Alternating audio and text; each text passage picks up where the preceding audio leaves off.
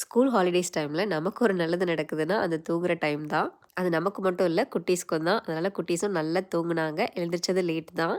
காலைல பிரெட் தான் பிரேக்ஃபாஸ்ட் கேட்டிருந்தாங்க. அகரனுக்கு சீஸ் பிரெட், மெலினாக்கு பீனட் பட்டர், எனக்கு ஃப்ரெஞ்ச் டோஸ்ட் மாதிரி போட்டுக்கிட்டேன். இந்த ஸ்ப்ரிங் வெதர் ரொம்பவே நல்லா இருக்கு. ஆனா பயங்கர விண்டி. சில நாள்லாம் வெளியிலயே வர முடியறதில்ல. இது வெட்னஸ்டே எடுத்த ஷார்ட்ஸ் தான். அன்னைக்கு காத்து கொஞ்சம் கம்மியா இருந்தது. அதனால பசங்களெல்லாம் கூட்டிட்டு பக்கத்துல உள்ள பார்க்குக்கு தான் வந்திருந்தேன். பசங்களுக்கு மண்ண பார்த்தோனே பயங்கர ஹாப்பி. எல்லாருமே இறங்கி விளையாட ஆரம்பிச்சுட்டாங்க. அவங்கள பார்த்துக்கிட்டே நானும் பார்க்க சும்மா சுத்திக்கிட்டு இருந்தேன்.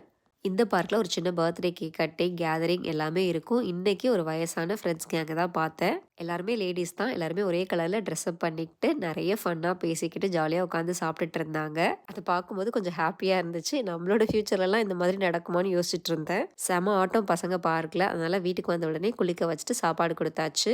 கேப்சிகமும் உருளைக்கிழங்கும் போட்டு சாம்பார், கூடவே ஃபிஷ் ஃப்ரை. நல்லா விளையாண்டுட்டு வந்து குளிச்சதுனால நல்ல பசின்னு நெனைக்கிறேன். அதனால நல்லாவே சாப்பிட்டாங்க. சாப்பிட்டு முடிச்சதுக்கப்புறம் 2 பேருக்கும் 1 ஹவர் டிவி டைம். அதுக்கப்புறம் 2 பேரும் பெயிண்டிங்ஸ்லாம் எடுத்து வரைய ஆரம்பிச்சுட்டாங்க. இப்படி அவங்களா ஏதாவது பண்ணிட்டு இருந்தா தான் நம்மள டிஸ்டர்ப் பண்ணாம இருப்பாங்க. அதனால அவங்கள அவங்க வழியிலேயே விட்டாச்சு.